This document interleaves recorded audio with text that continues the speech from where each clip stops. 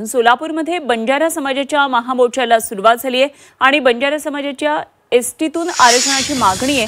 पारंपरिक वेशभूषेमध्ये हजारो बंजारा बांधव या मोर्चामध्ये सहभागी झाले।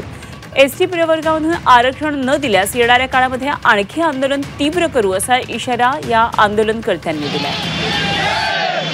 सोलापूरमध्ये बंजारा समाजानं हा महामोर्चा काढला आहे। बैलगाडीमधून मोर्चेकरी या आंदोलनामध्ये आलेले ट्रक टेम्पो मिळेल त्या वाहनातून बंजारा समाज या आंदोलनामध्ये सहभागी झालेत आणि हजारोंच्या संख्येने मोर्चेकरी या आंदोलनामध्ये आलेत।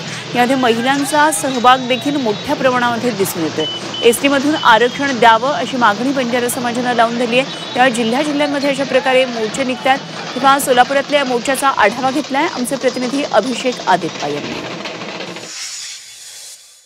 सोलापुरात बंजारा समाजाच्या मोर्चाला सुरुवात झाल्याचं आपल्याला पाहायला मिळतंय। काही बंजारा बांधव आहेत। दादा काय सांगाल, नेमक्या काय मागण्या आहेत? आमची बंजारा बांधवाची संबंध महाराष्ट्र राज्यामध्ये एकच मागणी आहे। आमचा बंजारा बांधव हा इतर राज्यामध्ये एसटीमध्ये असल्या कारणानं आमची महाराष्ट्रात एसटीमध्ये समावेश करा हीच आमची मागणी आहे।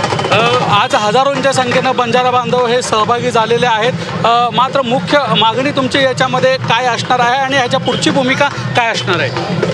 आमची राज्यव्यापी कमिटी जी ठरवेल ती भूमिका असणार आहे, पण सध्या आम्ही जिल्हा लेवलवर मोर्चा आम्ही करत आहोत। जर आमची मागणी पूर्ण नाही झाली तर आम्ही राज्यव्यापी सगळीकडे रास्ता रोको व राज्य बंद करण्याचं असं ठरवलेलं आहे।